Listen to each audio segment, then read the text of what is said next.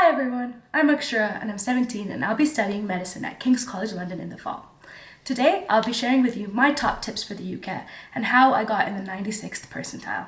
So what is the UCAT? The UCAT stands for the University Clinical Aptitude Test. This is a standardized computer-based assessment, which is designed to assess students' ability to interpret numerical and written information, which will be presented in various formats. The UCAT is a huge part of applying to medicine and is used by universities to select the right applicants for their medical program, which is why it's really important to do good on the UCAT. The UCAT is 2 hours long and will have 5 different categories. It can be difficult as you only have 2 hours to finish the 5 different categories and a certain time limit on each of those categories, but it's also important to make sure not to panic and to not be too pressured. You can only take the UCAT once a year, but you can write it as many times as you'd like.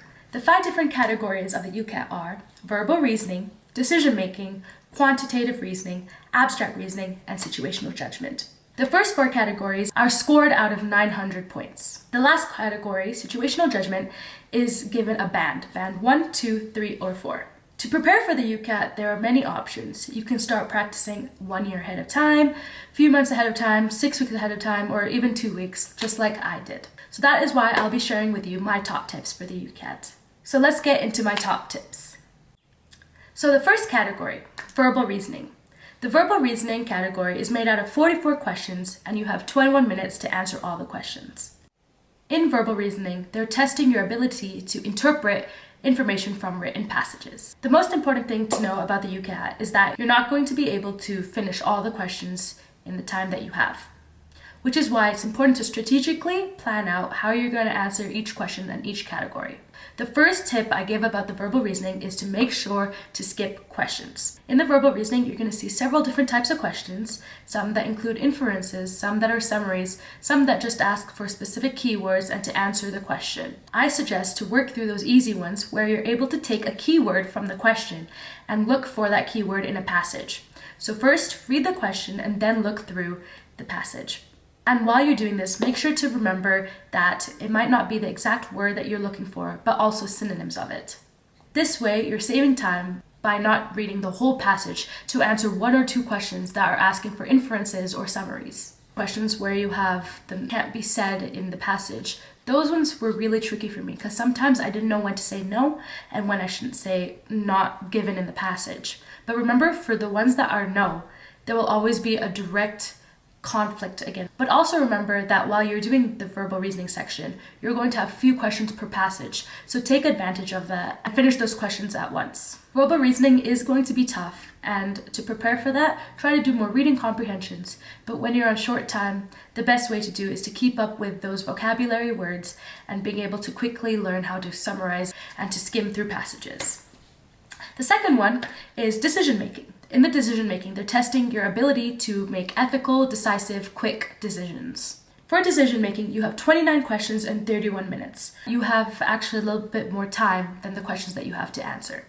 The big thing about decision making is identifying your weakness.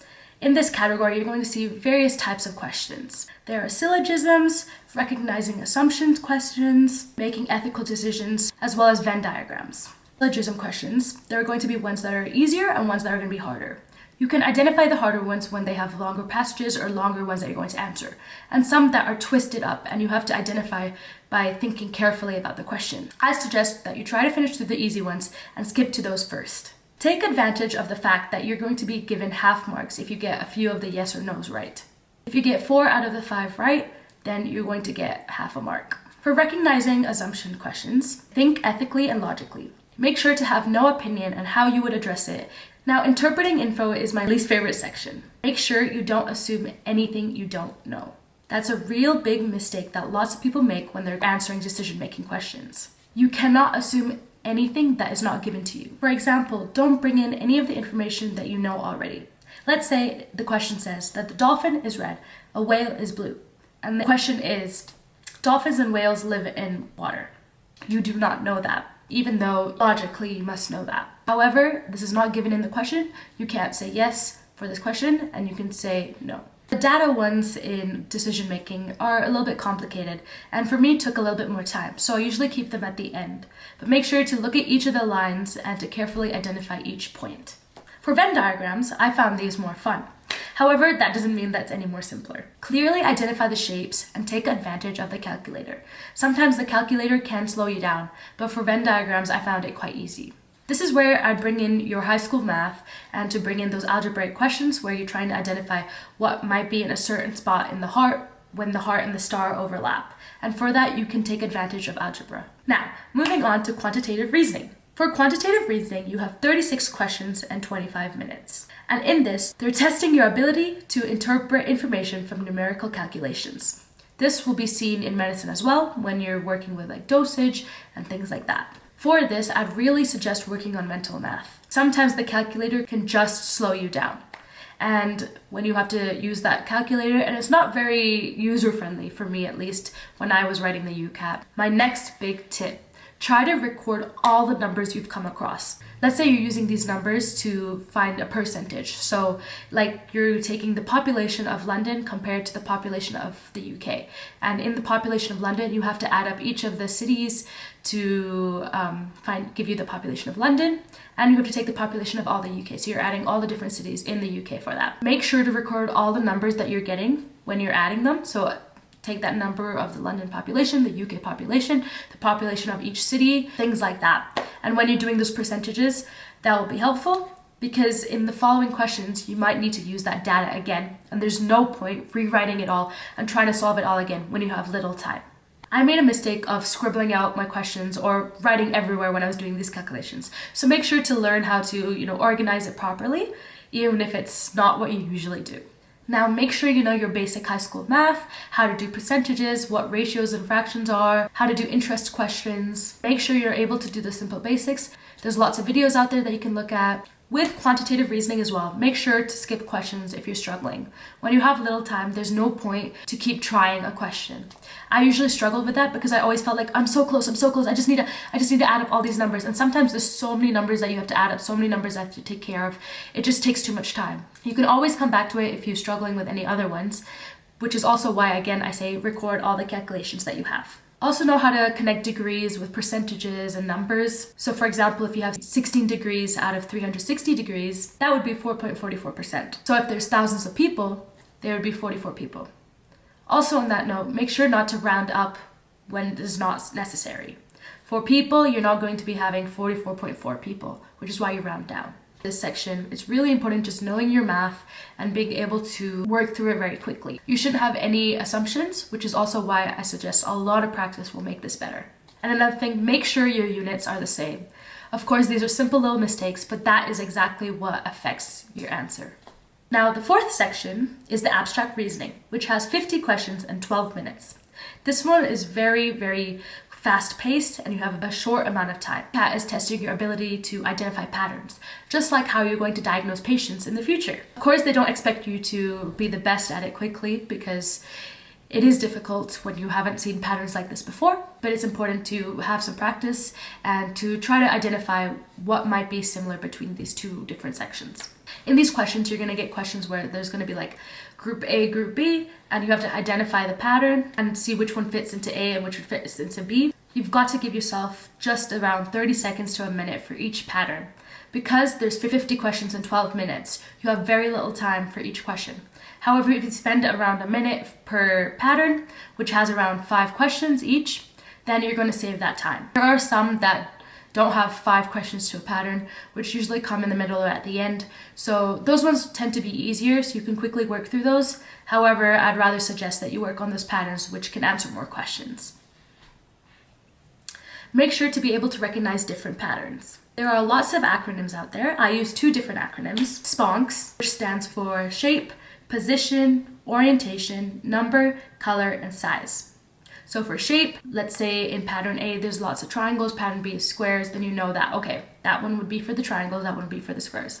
That's of course a simple example. Now there can be position. Each of the squares, there's a circle on the left side, and there could be like a triangle on the right side, the B section. There's also orientation, which way that the triangle or like a square is placed or like lines are placed. The number, this one has 4 sides, that has 4 sides. This one has 5 different lines in a random shape. This one has 6 different lines, things like that. Now color, Of course, this one's all black, that's all white, or there's white at the top, black at the bottom, black at the top, white at the bottom, and size. These ones have huge big shapes and these ones have tiny little shapes. Now you can also use scans, which stands for shape, color, arrangement or angle, numbers, symmetry, and size. So for this one, there's a few more other things that are considered. For angles, let's say, this one might have 3 right angles. This one might have 4 right angles. This one might have 3 right angles, the other might have 4 right angles. This one can have 3 symmetrical lines, this one has 1. There's sometimes ones where there's lines that are placed and this one has 5 boxes, that one has 2 holes, things like that. And my biggest tip for the abstract reasoning is to make a list of all the patterns that you've seen. Usually when you see new patterns, they're just going to be little variations of the ones that you've seen. And in fact, when it comes to the UCAT, you might see ones that you've already done before. I really regret not doing that sooner, and when I had done it, the list was so big and I never really checked on it. So make sure to look back and to, circle the ones that you've seen but didn't do right, things like that. Try to go through the list of the letters in the acronym, but make sure not to think of it too directly. Think outside of the box. Think about how differently they could use numbers, how they could use colors, size as well. And of course, for these patterns, they might be incorporating a few of these elements. Those ones tend to be a little bit harder when there's a few things considered at the same time. But sometimes they could be quite simple. Sometimes you make the mistake of not looking at all the different things and just think, oh, it's kind of hard. But it really isn't. Now, the big issue with abstract reasoning are distractors. Let's say in the left side you see a square at the top always, and this one you see a circle that tends to be just on the right at the bottom. You might think, oh, that's the pattern. But in fact, it was the number of shapes. This one had 2, that one had 3. So make sure to look at those things, and if you see a distractor, do not spend extra time. You're wasting your time, and it takes a lot of practice to identify what these distractors might be, and you're going to be looking at these distractors and you're going to get a few of them wrong because of them, but that's okay. I think that this section is one that you can work on and in fact can improve the most. For me, this was my best section. Even though when I was practicing I didn't feel confident, it turned out to be my best. Now the last section is the situational judgment, for which you're going to have 69 questions and 26 minutes. For this, time isn't really a big stressor. This is where you truly get to show why you're fit for medicine and why you would be a good doctor or be a good person in the medical field. This section is different from the others, and practice can be different. The more questions you practice, the merrier. This will also be practice for the interview as well, as the questions you're seeing on the situational judgment might show up on your interview. This includes ethic questions, where you really have to put yourself into the character's shoes and how people might feel and what might be right and what could be ethically and morally right. This can be hard. Remember also with situational judgment that if you're one off from the 4 different choices, then you get half marks. This is for the ones that are the important and appropriate questions. For this section, I really suggest reading the GMC guidelines. I read that multiple times, and almost everything that you have doubts about are answered in the guidelines. Make sure to take note of all the different sections you see and which ones you might struggle with the most and which ones you are doing the best in. Let's say you're struggling with professionalism, then maybe that's something you have to address. Spend more time with medical professionals. Maybe shadowing or volunteering can help you see through the field and how they make their decisions. So if you have the opportunity to meet these medical professionals one-on-one and ask them about how they approach these kinds of situations will be helpful. Always think about what could be the worst course of action and to work backwards. That's what I found was easy and what also might be the best course of action as well. If you truly consider what could be the worst and what's the best, then you're able to identify if it fits in the middle or not when you are given a statement. And again, look into all the different areas, so like professionalism, inclusivity, stress management, time management, university life, teamwork, and also don't forget to consider how patient's right comes first. Consider looking at the 4 different pillars of medical ethics, as this is also something that shows up in the interview. These include beneficence, promoting good, non-maleficence, doing no harm, justice, which is fair and right, and autonomy, that the patient's choice comes first. But also consider how in areas where the patient is under 18 or has different beliefs and the doctor believes that what the parents have decided might be wrong, and where that decision lines where they can go with their own decision or they have to listen to the patient. Make sure to read up on competence as well. And that's all the tips I have for the UCAT. Make sure not to stress and to manage time properly when you're practicing for the UCAT as well as when you write the UCAT. And if you don't do as good, you can always look at schools that might not consider the UCAT as much. And if you do good, then you can use that to your benefit as well. Try to strengthen all the categories and make sure not to just work on one section. And don't try to finish all the questions. Quality over quantity. If you get some of them right by spending a little bit more time, that will be the better option rather than trying to answer all of them, but you didn't have the time to fully address the question. And remember, you've worked hard, you'll do great. Good luck!